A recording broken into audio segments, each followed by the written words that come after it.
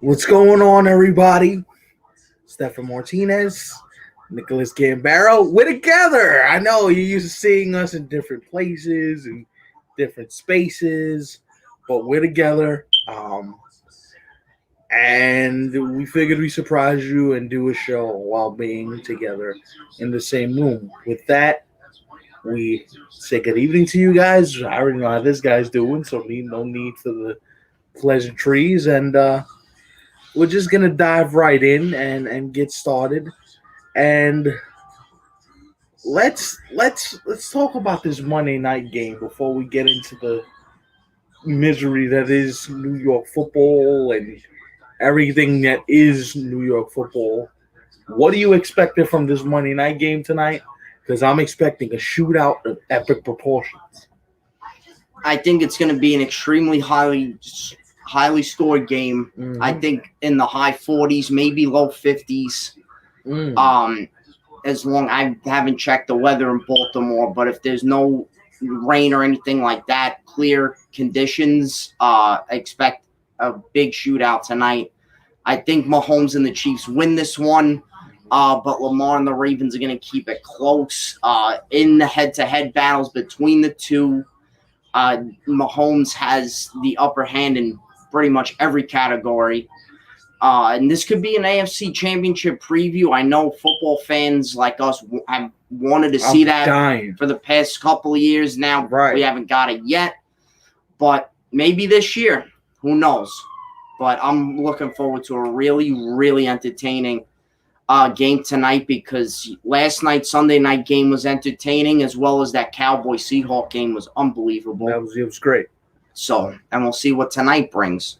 Now, I got to say, you mentioned the two marquee games from yesterday. We're going to get to those in a sec, plus a lot more other stuff as well. The firing of the parting ways of Doc Rivers. What does it mean for the Clippers? What does it mean for, the Rockets? Do the Rockets now call Doc Rivers? But we'll get to that in a second. What I will say is I find it very fascinating that all four of the teams we watched yesterday, they got into the 30s. And you're probably thinking, what does that mean?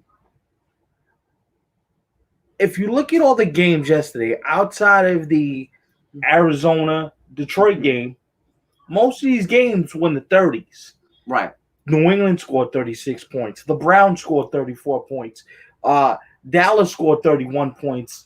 Seattle scored 38 points. My point is, in this league, you have to score. You cannot just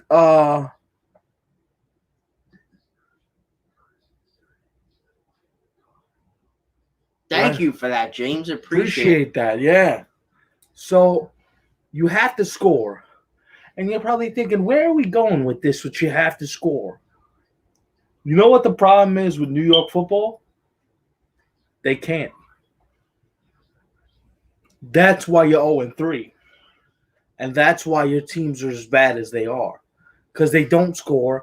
And watching these offenses, it's like pulling teeth. So when we go to these other games, you look at Dallas, you look at Seattle, you look at the Saints, you look at the Packers, you look at New England, they can score. They can. But some of these teams don't have good defenses, and that's why they're giving up equally 30-something points. Right. Which is why, as good as the Dallas Cowboys offense is, that defense right now is even Seattle. And Seattle does have a solid defense. But they got injuries, though. And it's not the Legion of Boom defense of years ago. Yeah, I mean, but the league, the rules in the league are also different. You understand what I'm saying? You're going from, you could hit people even 5, 6, 7 years ago. Mm-hmm. Now, if you hit somebody, you're getting hit with a flag. You're getting hit with it's against the rules. You can't do that. The NFL is slowly changing the way they officiate games and the rules of the game, which also hurts the product of people who like defensive struggles where the game actually has to be won and you actually have to fight to win instead of putting up 1 billion points.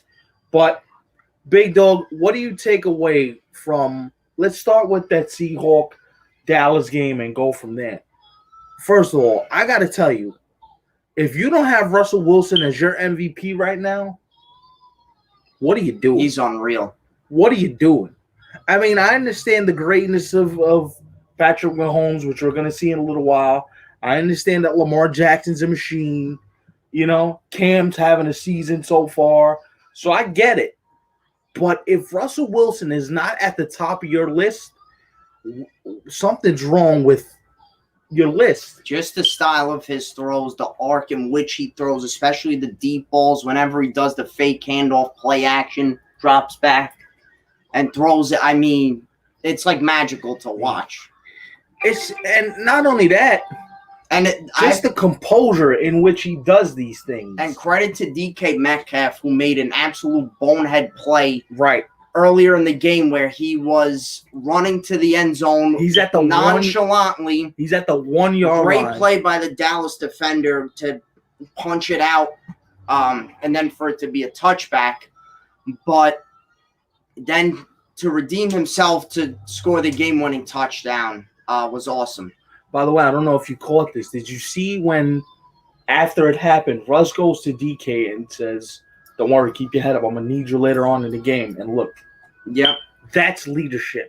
That's knowing, okay, the guy knows, I know I'm going to need him. I know he's important to my success. I have to make sure that he feels good going later on into the game. We allow him to make sure that if I need him to make a play, he's going to make the play. So shouts out to Russ for being the ultimate team guy, but leader as well. And listen, Dak Prescott, 450 yards, okay, against off a defense that, as you mentioned, Big Dog, isn't the Legion of Boom, but isn't a horrible defense. No. You know and that's what could carry them to the championship game or Super Bowl. Right. Who knows? They just looked really good yesterday, and so did the Cowboys. But their defense isn't up to par. Their offense is amazing. You know what? Dak did all he can on that last play, to break out of tackles. But just unfortunate for him in Dallas that they couldn't get it done. But credit to Seattle. And look, you got to give Dallas credit for battling back and making that a game. It was 30-15 when, midway early in the fourth quarter, and Dak scored 2 touchdowns. He got it within striking distance. Then you had a drive. They were driving. They couldn't finish it off, but they were driving. And the key thing is, all you want in that spot is to put your quarterback in position to make a play. And I know we say a lot how Dallas is an accident waiting to happen. Dallas stinks. They're terrible. It's the Cowboys, But I think Mike McCarthy can possibly change the culture of all of that. I think now I'm not saying they're like a Super Bowl team or anything. I think they definitely have this division on lock. That's because the division itself is just... Right. I mean, it's basically by default. But they have the team and the roster to do it, and they have a coach who has plenty of playoff and including Super Bowl experience with winning one. Right. But again, Jerry Jones owning the team, him being involved in all the football stuff, also being the GM too, it interferes. But who knows? Maybe Dallas could improve. And kind of get rid of that stigma of being those same old Cowboys, so to speak. That's what you hope. That's what the hope is. If you bring in a Mike McCarthy, if you bring in a guy that has his credentials, that eventually he'll be able to get the Cowboys to believe that they can be in a situation to win a Super Bowl. And that's why they hired him. They hired him so that they can take the next step as a franchise. Because what was the thing under Jason Garrett? Jason Garrett, the thing was always, well, Jason Garrett's going to find a way to screw this up because he always does. And I don't know if that's a fair narrative, but that was a narrative nonetheless. What I will say about Mike McCarthy is Mike McCarthy's one of the best offensive minds in football. So if there is more potential to unlock with Dak Prescott, Mike McCarthy, I believe, is the guy to unlock that potential. Yes. So that's why if you're Dallas, it sucks to lose a game like that. But just having the resolve to say you're on the road against one of the best quarterbacks in the NFL, and Dak Prescott showed himself to be, fairly capable of competing with a Russell Wilson. You have to give Dallas credit for coming back and not folding. Right. So, and look, Dallas secondary's young. We know that. We knew that going into the season. I think the loss of Van Der Esch is huge, and their pass rush isn't really a pass rush right now. They're not getting to the quarterback as frequently as they would like, and that could be a bit of an issue depending on what who you're playing. If you're playing a Lamar Jackson, if you're playing a Kyler Murray, if you're playing quarterbacks that are mobile and can move, that can be an issue. So, listen, you got to give the Cowboys some credit for just saying, you know what, we're going to put ourselves in a position to win. And look, they almost did. If it wasn't for that last minute heave by Dak, which he had to make, I mean, it played maybe is a completely different ball game. But shouts to the Seattle Seahawks and Russell Wilson. You right now are the MVP. Yes. And it ain't even close. Yes. Speaking of great quarterbacks and MVPs and former MVPs, and how about the shootout between Drew Brees and Aaron Rodgers last night? Good game. Another good game. Two very good teams. We know that. Two great quarterbacks. But I really don't think either team is a Super Bowl team. Right. I just don't see it. I don't think they really have the defenses to sustain that long, deep of a playoff run. Josh Allen's good. I don't think he's really MVP type material yet. He's playing like it this year, though. He's good. I'm still really not believing in all the hype, though. I can't do it yet. But if we're taking this year exclusively, let's not, let's take it in this year case by case basis. That was a huge win by Buffalo. No, it was. I mean, bad penalty call at the end, but credit to Buffalo, they still managed to squeak that one out. Even though that they blown a lead, right, lost the lead, and then got it back at the end and won. Right, and that was a great play at the end. But you did say something when we mentioned it earlier. That penalty call was huge. That penalty call, because if that didn't get called, and I'm not trying to take the Bills' win away, I'm just saying that penalty call for me was soft, and I think you would agree. And if that penalty wasn't called, Buffalo possibly wouldn't have won. And here's the thing. Aren't most penalty calls in the league these days soft? Like even yesterday during the Brown game, there was a play with a wide receiver. He swiped. He didn't push him. He swiped down to get him off, and they called pass interference. And you know me, I'm happy because it benefits my team. Yeah. But if you look at it from a purely football perspective, that's a soft call. It's soft, and unfortunately, this is where the NFL is because they want more offense. They want more fantasy points. And this all goes back to if you're a gambler and you got over and under a certain number, they want you to be able to hit that number or whatever the case may be. Whether it's right or wrong, it's just the nature of the sports world we're currently living in right now. But no, that New Orleans Green Bay game was incredible. It was good, but you could tell Breeze looks old, man. He looks old. Speaking of incredible, did you see the run by Alvin Kamara? Are you kidding me? Crazy. Are you kidding me? I mean, yeah. I mean, Drew Brees looks old. He's 41. I mean, for all the time, he's undefeated for a reason. But even at 41, he's still putting up decent numbers. He knows that offense so well. Him and Sean Payton, they got this. They click well together, and and it works for both of them. It works for both parties. It works for all parties involved, and you kind of hope that it continues. You kind of hope that both sides see, another deep playoff run, maybe a Super Bowl, because they've been together for a long time. But I'll say this. If you're New Orleans, I know you're in a dome, so it doesn't matter. But if you have to play on the road, you got to be able to run the football.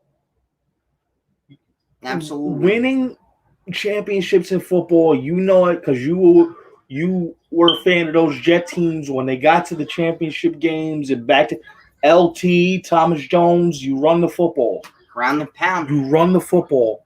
And look, I know it's a passing league, but it always comes back to if you can run the football, you're ahead of the game. And even look at But that you could tell Michael Thomas losing him last night. The routes the receiver who replaced him was running. Just they weren't having that kind of. They don't have the connection because Michael Thomas. And look, who knows if Michael Thomas is. Yeah, the run game is important. The run game could mean everything depending on where you play. If you're in the Northeast or the Midwest, you got to be able to run the football. Like, look, even in the game yesterday, you know why the Lions won that game against the Cardinals? They ran the football. They didn't leave the ball in Matt Stafford's hands and said, go make a play. They ran the football. And then you let Stafford do his thing after you already established your run game. And that just, I feel like that's super important when you have veteran QBs that are getting older, like Breeze, like Brady. Brady got a running game for the first time possibly in his career. Leonard Fournette, LaShawn McCoy, the kid Jones. You got three legitimate running backs that can. I mean, he used to have Sony Michel. He had Corey Dillon back in 2007. He's had some good running backs in his career. Yeah, but here's the thing. Not like wide receivers. Exactly. And that's why it opens it up for he really didn't need a running game because Edelman would always be open, Hogan would always be open, Gronk would always be open. I can keep going. Randy Moss. Who else? James, help me out. Because, I mean, and what bums did they bring in that he made like superstars? Yo, Danny Amendola had the two best. Danny Amendola, who's annoying. What the hell was his name? He was always open, though. Wes Welker. Oh, my God. I hated him. And no, you know what it is? They're all so low to the ground, right? That you thought you were bringing the guy down and the guy would run past you for 5 yards. Because they were all so low to the ground that it's almost like, how can I tackle this guy? And Danny Amendola was another one. Like, after Danny Amendola left New England, Danny Amendola fell off the face of the earth. Now, concussions played a part. He went to Detroit with Matt Patricia. Mm-hmm. How'd that go? Mm-hmm. I think that's a fair point. And we're gonna have the guest hop on now because he's ready to join us. So let's add him. Emilio! Hey now. Oh, what the hell just happened? Mm-hmm. You guys see me? I see you. We see. I'm cut out of the screen. You only move in a little, man. Yeah, for a moment there it said settings. Hold on a sec. We lost Emilio, but he should be back with us.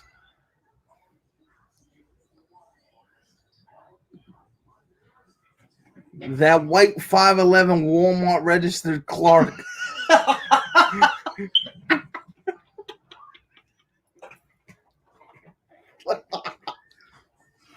You're wrong, James. You're wrong. You are wrong. Hopefully Big Dog doesn't cut it out of the picture. Hey now. There you go. How are you, man? I'm good. You know, carry on there. Unlike the New York football team,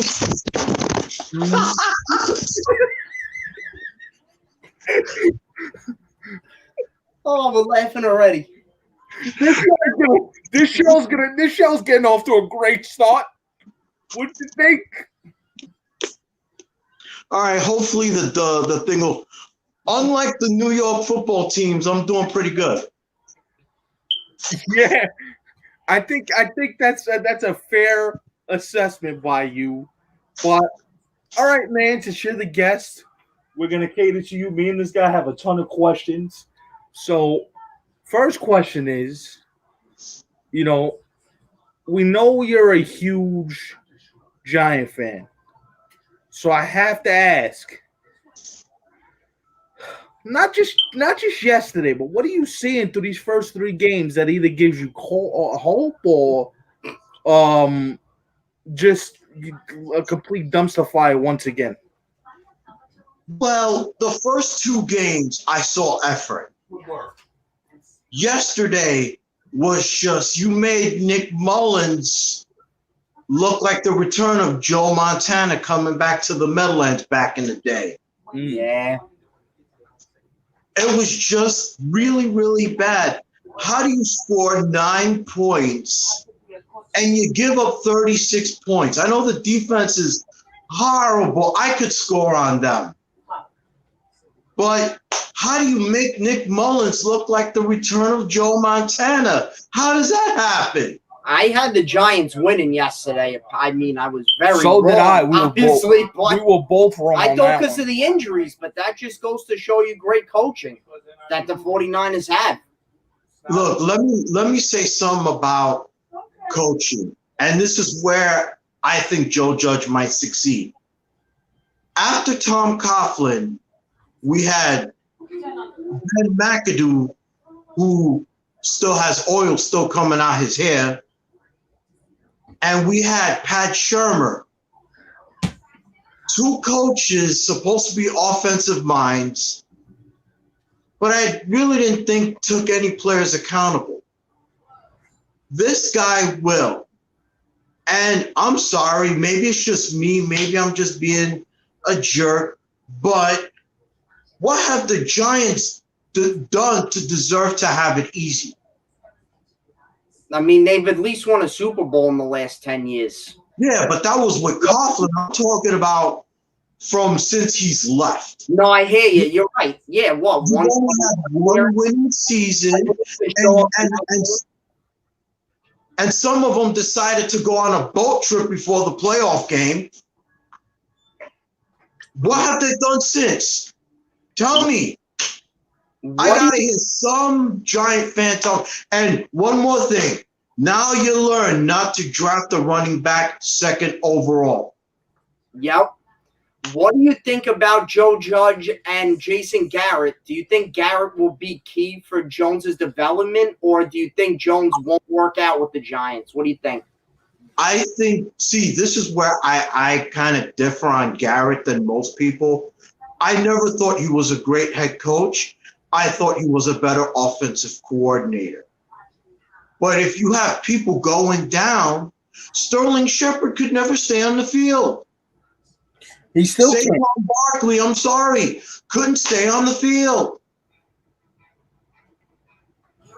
And then you still have a suspect offensive line. Which they said they cleaned up, which I don't see, but. Well, you know. No, I'm being snow. They said they cleaned this up.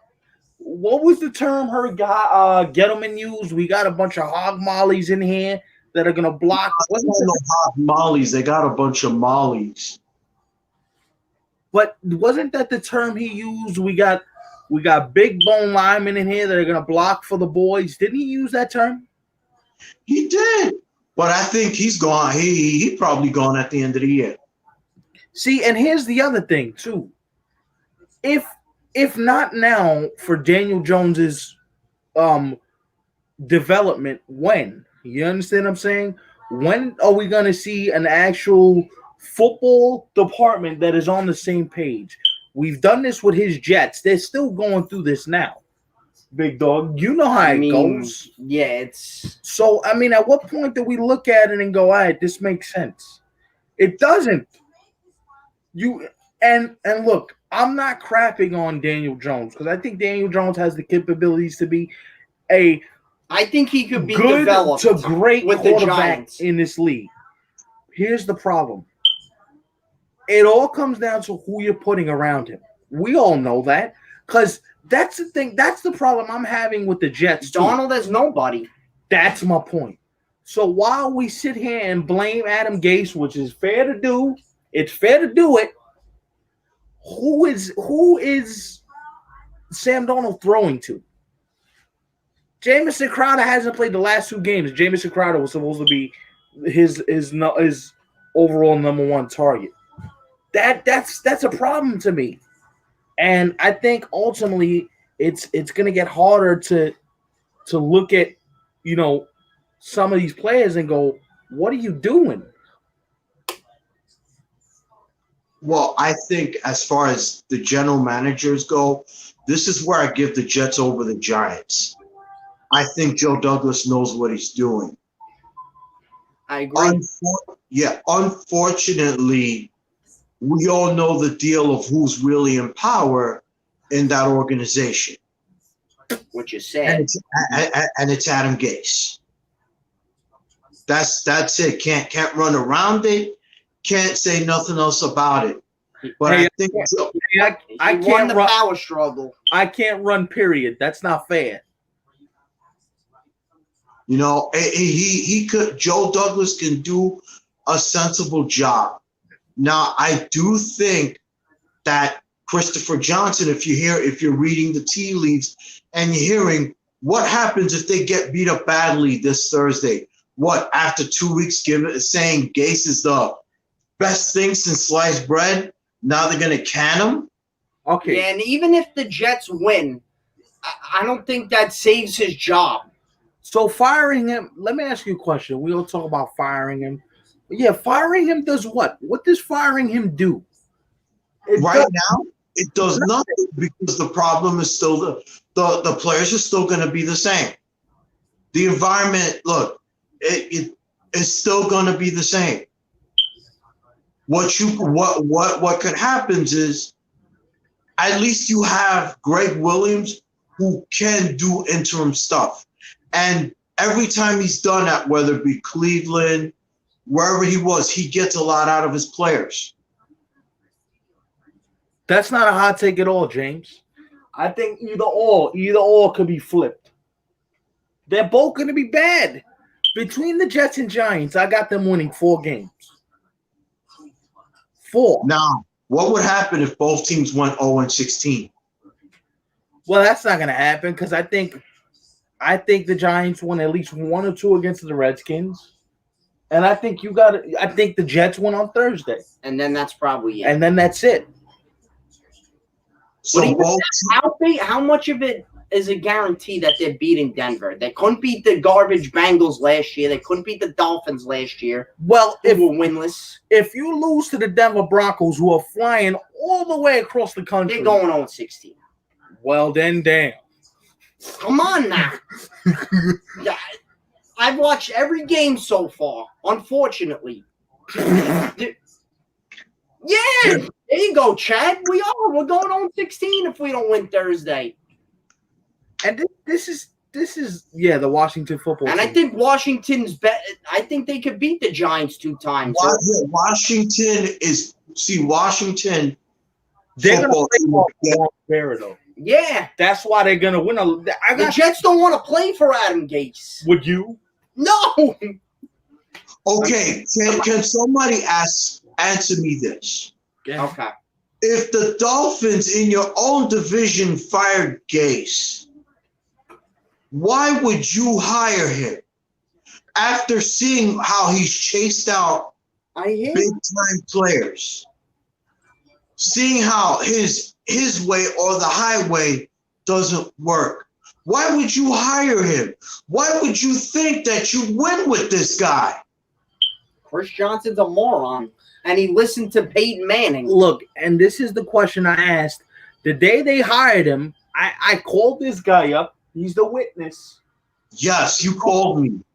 Do you want to recount the conversation? Because you can recount the conversation. No, you said that it's a red flag, and I thought the same thing. How? How can? No, and that day, Stefan, you called me, and we were talking baseball, and you just got the bulletin that Jets just hired Adam Gase. And to your point, Emilio, players in Miami wanted out. And it's going to be like that here. Yeah, I could already start seeing it. Absolutely. You don't think the quote for McDougal was a coincidence, do you? No. Come on. And the sad part is, Gase is a bum. The sad part is, he made his bones off of being a. He made his bones off of being a coordinator for Peyton Manning, which he did nothing for, which we regurgitated a gazillion times on the show, which I refuse to do again. But I'll just say this. I pulled up a stat last week, if you guys were watching the show. Ryan Tannehill, since he's went to Tennessee, 3,000 yard seasons. Better. 2 seasons with Adam Gase. He had 1 season when he threw for 2,995 yards and 1,979 yards. And everybody and their mother and his analysts and his QBR was below 70. Are saying that Donald's got the potential. Donald's going to be a superstar. He can be a superstar. But Adam Gase is holding him back. See, if he was with a John Gruden, if he was with Doug Peterson in Philly, if he was in Pittsburgh, anywhere else with a competent head coach, he'd be a superstar. But he's regressing a lot. I mean, he's making mistakes, Emilio, that he shouldn't be making now, but that he made his rookie year. They're not trusting him to open up the playbook. No, and he can't even make audibles. Did you hear that? And he admitted it publicly, Darnold, that Gase won't trust him at the line. Then what are we doing here? I don't get that. I don't. Listen, and people kill me because I'm a Jeff fan. I shouldn't be talking about. Look, I never said, in terms of going back to the Giants briefly, I never said that they're going to be like a Super Bowl team anytime soon or even a playoff team. But I think they do have some kind of confidence in the organization to develop Jones and make him a solid quarterback. The Jets aren't doing that with Darnold. Now, Jones still hasn't looked great, but even this year, at least in the first 2 games, the Giants at least put up a fight. The Jets aren't doing that at all these past couple of years with Gase. And the whole 6-2 last year was garbage. That was a mirage. That was nothing to really get excited about. Now, Jet Nation got excited like, wow, look at they're playing for Gase finally. Do you see who the Jets played? They played crappy teams.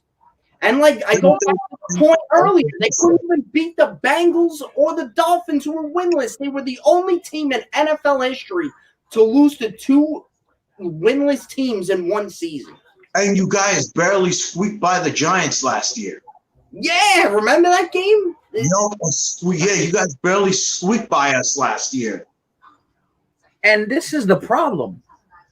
The more you perpetuate that it's going to be okay on both sides for these quarterbacks to lose, the harder it's going to be when it's time to actually start developing them to win. Daniel Jones has a talent. Sam Darnold has a talent. But the problem is these organizations did not take stock in we have to put coaches, forget about players, but coaches who can coach these kids and allow them to develop. That's more shot at Adam Gase with Sam Darnold, but you got to see what Joe Judge is. We don't know what Joe Judge is. Yeah, because they are still They could play hard for Joe Judge and say we're playing hard for him all they want to, but the more the losses mount up. I mean, he was a special teams coordinator in New England. But I'm saying the early prognosis from Giants camp is that they're playing hard for Gase. They're not giving games. You mean Jones? Judge. I'm sorry. They're playing hard for Judge. They're not giving games away. They're hanging in there. Ownership are idiots calling him a genius and this and that. The more the losses mounts up for both these teams, and Amelia, you've been around for some bad football in the 90s, early 80s. You've been around for some bad football, man. Rich Kotite, Boomer Esiason. Does this give you flashbacks to any of those times? Yep. Before they got Phil Simms, before he came in, after they won Parcells' last Super Bowl, that they were just garbage for Ray Handley. And then they win like 12 games for Dan Reeves, and then they just completely just spit the bit with quarterbacks like Dave Brown and the other Flotsam and Jetsam. Wow. I've seen bad football. The difference that I'm seeing right now with this Giant team is this. What messed this thing up was Gettleman in love with Eli when he got here. Yes. That set the team back 2 years. More than that. It did, but I understand what he was thinking at the time, though. He wanted to give him one more Super Bowl. Yeah, but that's a problem. You know why that's a problem? And Amelia, you could speak to this better than we all could. If you don't think about the future and you're always involved with the present, eventually the present's going to turn into the future. And what do you have to show for your future? Nothing. So we could sit here and say, oh, he was thinking about Eli because Eli was his boy and he was trying to do the right thing by Eli. But here's the problem. When you start thinking like that, you don't think about the future of the organization. And that's the problem. The future of the organization can't be the last part of the puzzle. You have to start with that being the first part of the puzzle. The future of the organization is how you win. Eli already got his 2 championships. I understand you wanted to get him a third and you wanted to send him off the right way. I get it. But after the fiasco and what was it when they went on that boat ride? Was that 2016. 2016. That was 2016. After the 2016 season, it should have been a wrap. It should have been a wrap. You should have said, you know what, I understand we're trying to win one for you, but for the betterment of the organization, we have to move on from you now. And now's the year. Fitzy came back, and then, we have to move on from you. Go ahead, Emilio. This is one thing that I would have done. I would have, thinking about the future, this is where I would have involved Odell Beckham Jr. Stefan, you can speak to this. Mm-hmm. Imagine if you looked at that team, that 2016 team, which was an aberration. Remember how we looked at the 2015 Mets? Yes. Imagine the haul the Giants would have gotten back for Odell Beckham Jr. Because for me, that was when he was at his peak. Right. You could have gotten a haul back for him. We could have had 2 more losing seasons, but at least we knew that we would have moved on from Eli. Odell would have brought back a bunch of first-round picks, second-round picks, even third-round picks for years to come, because that was for me. And again, I don't know if Odell will get back to that, but that was when he was at his apex, that 2016 season. It was him and Eli. That was basically the Giants' offense in a nutshell. Giants did everything that year by smoke and mirrors. You would have got a haul back. Would have said, Eli, we love you, but it's time that we need to send you away. We will give you a nice severance package. If you want to go down and play for Jacksonville, you could do it with our blessing. Right. We could have started from there.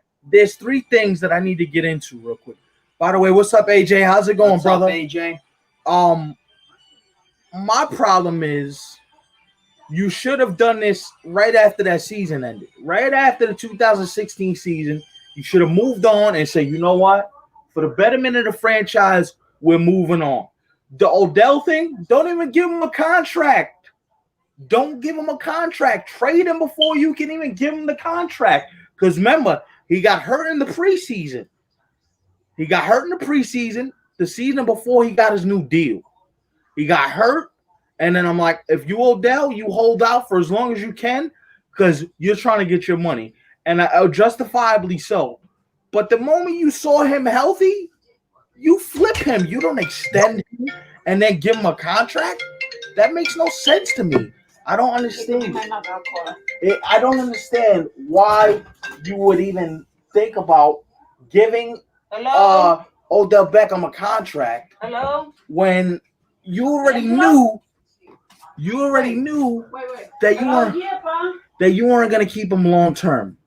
Yep. Again, after the 2016 season, when he was at, because I think that was one of the rare years that he actually spent the full season on the field. I don't know how many games he's averaged with the Browns so far, but that 2016 season was, I think he played that whole season. He was on the field. He's been on the field for the most part. The problem with him is, the first 3 games this season, though, Odell hasn't been a malcontent because he understands, hey, I got to make sure that whoever I'm on the field with, I got to make them better. So if that means Juice is going to get the ball, if it means all these other guys are going to get the ball, and you got to make sure everybody else eats before you, then that's what you do as a veteran and as a leader. And he's done that so far. And look, at this point in these guys' careers, it's Odell, it's Dak Prescott, let's go through the list of guys, Julio Jones. At this point, all those guys want to win Super Bowls. So it can no longer be about how many catches I can get, but how many wins I can get. Because winning is fleeting in sports. It goes just like that. Yep. Just like that. And I remember, listen, this goes back to, you just mentioned the Mets in 2015. Yep. It goes back to if Sandy was given the autonomy to say, you know what? I'm going to flip players. I'm going to flip players and I'm going to change the narrative. They probably, 2015, they won the World Series. They made it. But that team was magic, man. But if you've done what I said and you flip some pieces, your farm system would have been replenished. You would have been able to restock your farm system, and you would have been in better position for the future. But it's the Mets, so we knew that was coming. But again, I understand too why they didn't want to trade at the time. Like, they just got to a World Series, almost won it.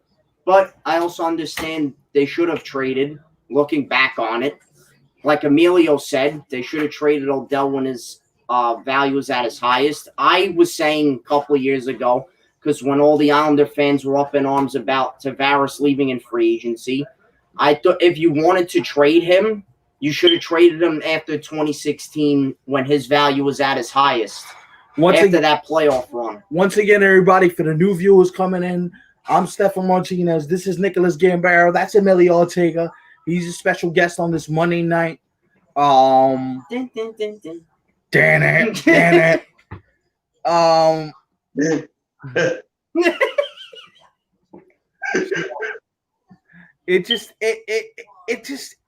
It blows my mind how these organizations have no forethought. I agree, AJ. And where did he end up going? The Nationals, and he ended up killing us. But again, typical Mets. Hey. Speaking of Monday night, since we got you on. And remember, we all went to that game, Emilio, and who hit the first one of the game? Daniel Murphy of the Nationals. We didn't even sit in our seats yet, and he hit a 2-run bomb. Bastard. Yeah, keep laughing, Stefan. Keep laughing. Tonight, Chiefs-Raven game. What do you think about that, Emilio? What do you think? We'll move on to different sports. What do you think? Is it going to be the Patriots-Chiefs 54-51 game? No. I could see like 45-42. Do you think this game is going to be as good as people are hyping it up to be? If there was preseason, I would say yes, because everyone would have been okay in football shape. Right. But being that it's week 3, it could still be a good game. Great game, maybe not. By the way, By the way, sidebar: who screwed up and gave Monday Night Football this game? It should have been done later. Sunday Night Football should have had this in like week 11. Are you kidding me? Yeah. Oh yeah, this should have been like NBC National Sunday night. Oh my! Next week's Monday night game's Atlanta, Green Bay.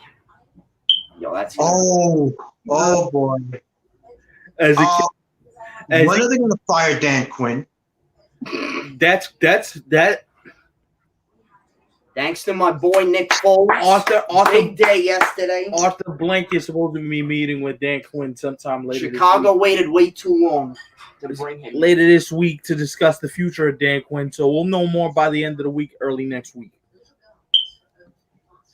All right, what are your thoughts on the firing of Doc Rivers, real quick, or the parting of the ways, as they said in the press release?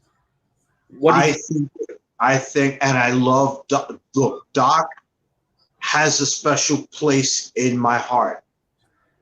He was a Knick for 3-4 years, but he was a good one. You cannot blow a 3-1 lead to the Nuggets. By the way, he's done it 3 times in his career. 3.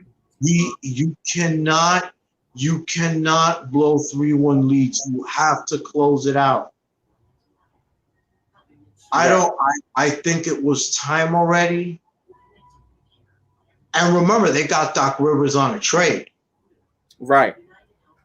Which is rare to trade for a head coach. By the way, you see the clip. Yo, the Clippers have no first-round draft picks of their own to 2027. Oh, that's the New York Knicks in waiting. Oh. Think about that. Oh, no. The Clippers don't have their first-round pick till 2027. Oh, my. Look, I think it was time. I don't know what happens with Doc. I just think after a 3-1 lead, when you're expected to be in the finals against your neighbors and you don't make it, I'm sorry, you can't stay for that. Mm-hmm. You can't. And can somebody tell me this, being that we're on coaches? Right. I've always said this. I always said Mike D'Antoni is not a playoff winning coach or not a championship coach. If I'm Philly fans, if I'm Kayla, you don't want Mike D'Antoni coaching your team. Great offensive mind, but can't win in the playoffs. Will not get you a chip. You might as well make a call to Doc Rivers. Mm-hmm. Right. If you're Philly, seeing that Doc Rivers is no longer, make a call. Doc Rivers may be the ultimate fit in Philadelphia, but I'm going to swing it back to the Clippers and say this. Kawhi Leonard and Paul George went to Los Angeles to play for Doc Rivers. Do you know they're free agents in 2 years and could both be out? Swallow that, everybody. They're free agents in 2 years, could both be gone, and the Clippers are stuck holding the proverbial bag with no first-round pick till 2027. Like, think about the veracity of that statement right there. That is just insane. And you went to LA to play for Doc Rivers, and you got through 1 year, and he's already gone? Wow. Emilio, switch it to hockey for a second. How are you feeling about I don't even puke saying this. Your New York Rangers getting the number 1 draft pick, most likely getting Alexis Lafreniere, and just the Rangers' future in general. And also, what do you think happens to Lundqvist? Is he retired? Do the Rangers trade him? What do you think? I think they buy him out. Okay. Okay. Because he doesn't. I don't think he would want to play for any other team than the Rangers. As far as the pick, I like where Glenn Sather and John Davidson are going, and I like where the organization, how they're doing things. They're doing it right. And Panarin, the Islanders offered him more money, but he took less to play for the Rangers. Right. And because organizational structure is big. And trust me, the Islanders' organizational structure right now, it's at its peak in a long, long time. Right. Yeah, you remember the 90s with John Spano and all the torture that went with that for Islander fans. And By the way, I'm bewildered by that ESPN 30 for 30. The bewilderment of that 30 for 30 has me on the doorstep of knocking at Insanity's door. the Coliseum leaking Going- water. Who in the hell said that this was okay? But I'm going to get off the soapbox with John Spano.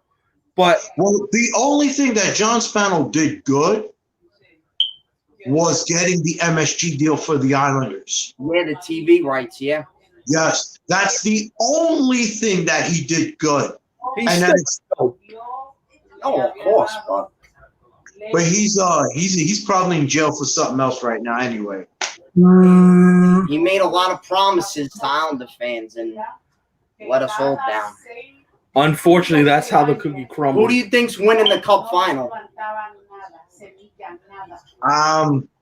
It's funny, and I always say this, Rangers South, because now all of a sudden Shattenkirk is not hurt with the Lightning. We used to call him as Ranger fans, fat and hurt.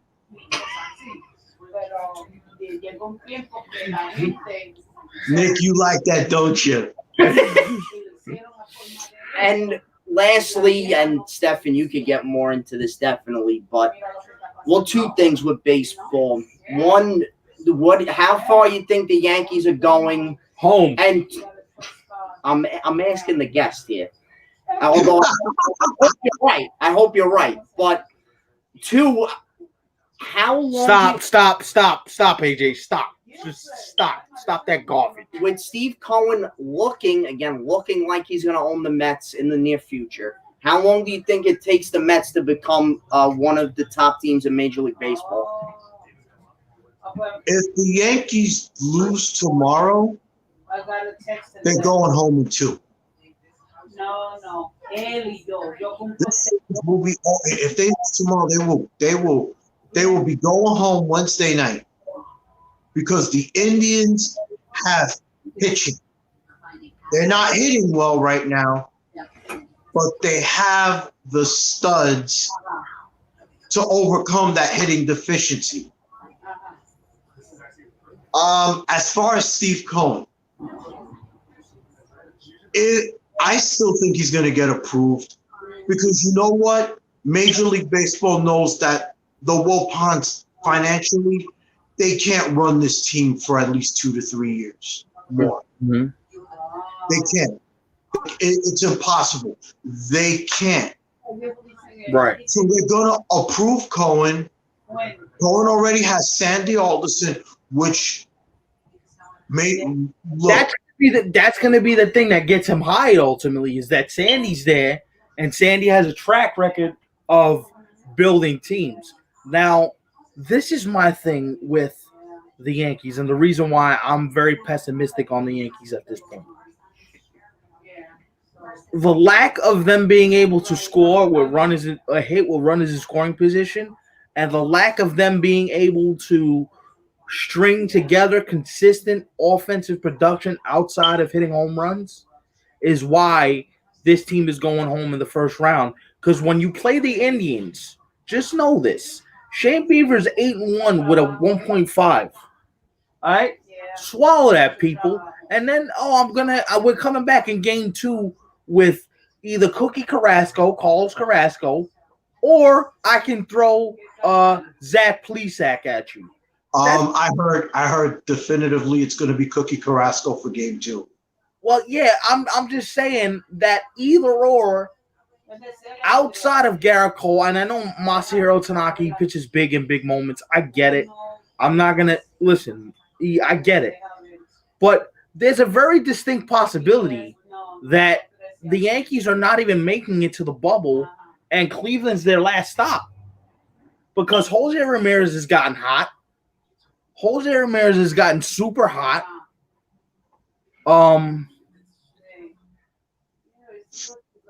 Again, that's why I say if they don't win tomorrow night, it's going to be over in 2. Right. Like Garrett Cole literally has to pitch a perfect game. He literally has to be perfect in order for them to have a shot. And this is the problem. Garrett Cole can be as perfect as he wants. I agree there, Doug. He can be Doug? as perfect as he wants. If the offense doesn't score for him, he's going home. That's just that. It's just the nature of the beast. And what do you think about starting Higashioka tomorrow night? I love it. Yeah. That sends a message to Gary Sanchez, like, you like telling him, yo, bro, your spot ain't safe no more. Yeah. Right. And he knew that. That's the thing. He knew that going into the season that he was already on thin ice. But I'm gonna answer the Cohen point because Big Dog, you brought up Steve Cohen. So I'm gonna just answer the Steve Cohen point. It's gonna take them at least 2 to 3 years to get good. And the reason why I say 2 to 3 years is because Cohen has to remake this entire baseball department. The entire department has to be remade. Like Brody got to go. You got to get more staff in there. You got to get more scouting in there. So his first, from what I'm hearing and from what other people are saying, his first point of order is to make sure that he has scouts that are at the ready for the draft come 2021, start building up the farm system and not really worried about the major league product because he has the money to go spend at any time. But the thing with baseball is nobody knows what the luxury tax is going to be at next season. So he's kind of going in blind. Once they set the luxury tax for after the 21 season, then you're going to see Steve Cohen start to spend some money. I agree. I just get a general manager in here that can help put a framework together, put players back in their right positions. Again, I said this. That'd be I don't mind doing what the Mets did to Bobby Bonilla, doing it to Robbie Cano. You either say we'll pay you to go away, or being that they're going to keep the DH, you're not playing second base. You're going to be the DH. Right. Right. And this is the thing. This is the other thing, too. I mentioned a couple general managers to you the other day.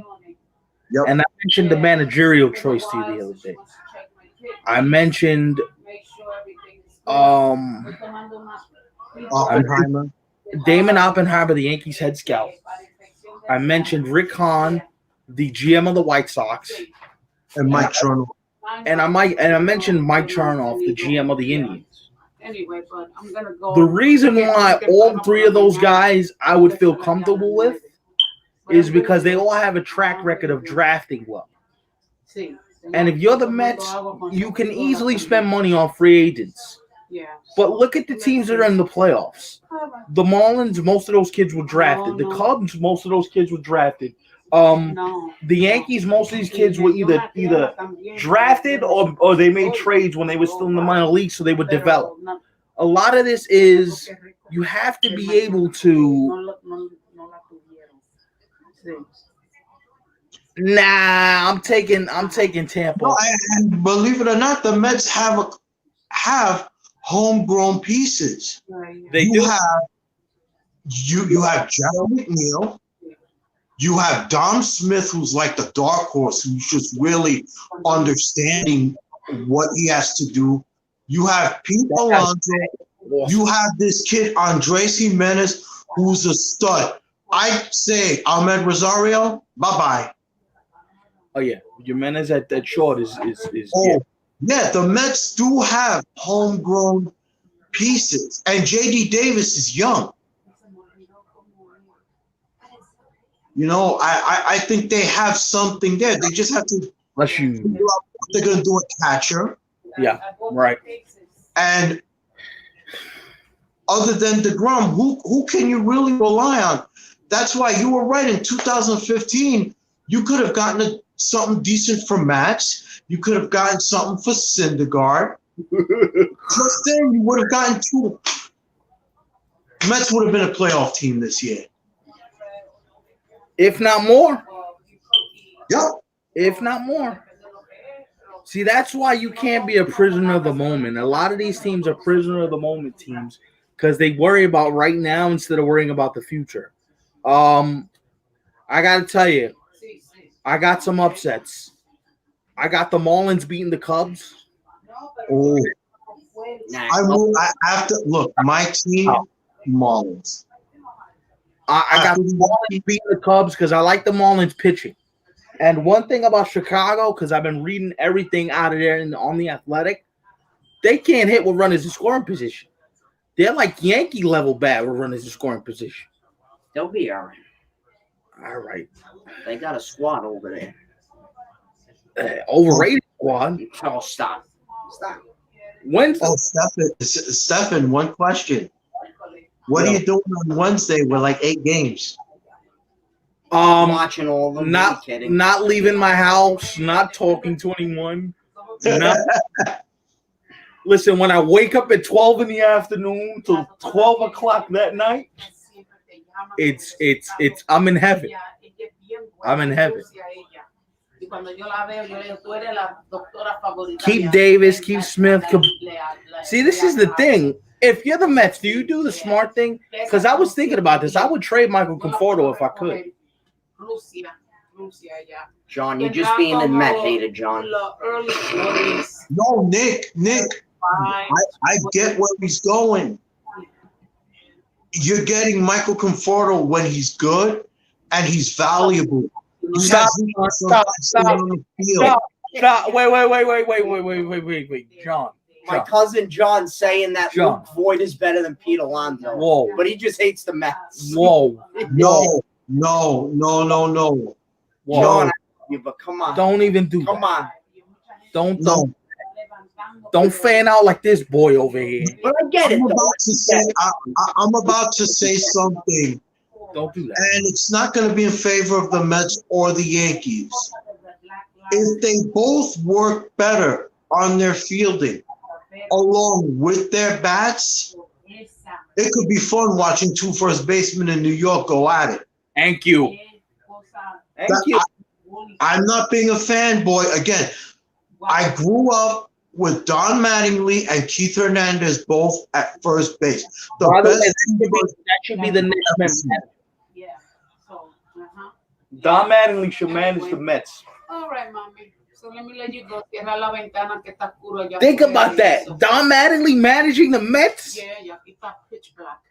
Yeah. But it's the Mets, so who knows what will happen. All right. Te hablo mañana. Okay. You have no sense of optimism. Unless if Steve Cohen really is going to be the owner, then I'll be all in. All right. He wants to hear that approval. He wants that document. I want to see a picture on every Mets social media of him signing it. Then I will be. Hey, I have a question pertaining to Steve Cohen. Right. Does he also get SNY, or do the Wilpons still kind of have a piece of that? They're working on that. They want to get his deal finalized in terms of getting the numbers on the Met deal done first, and then they're going to come back and decide what to do with SNY. So I could see that. I could see him trying to purchase the Mets first and then doing SNY after that, because then you have a chance to get your ducks in a row in terms of, let's see what the baseball team is, let's pay off their debt, and then worry about SNY a little bit after that. But he definitely wants to buy both. The Islanders are my only hope right now, Emilio. But the Mets aren't that bad. They're not that bad. I don't see Thing is, the Mets, no disrespect to Luis Rojas, they need a manager that can, they need to get rid of Brody, because let's face it, Brody makes the lineups. Right. You need a general manager that will let you make the lineups, that will put the play again. The Mets have a good team. They just have people out of place. And that always went back to when I'm sorry. that always went back to when This should be when finished. Sandy was here, and you had people saying is Sandy making up the lineups, Willie Randolph. Well, how are they doing this? What's the vibe in there? That's always been a question mark for the Mets for the longest period of time. So once that changes and you allow your analytical staff and your front office staff to make their own decisions, then I think it changes a little bit, and I think the whole narrative around the organization changes. But anyway, Big Spanish, thank you for hopping on with us, man. Emilio. This was great. We got to have you on again sometime. And for the rest of the viewers, thank you for watching. And we'll be back again on what? Thursday, Big Dog? Thursday, right? Yes. We'll be back again on Thursday. Enjoy the postseason. Hopefully there's a Game 7 in the Cup Final, so we get like 10 games of importance that day. And let's do it. I'm signing off. Good night, everyone. Good night.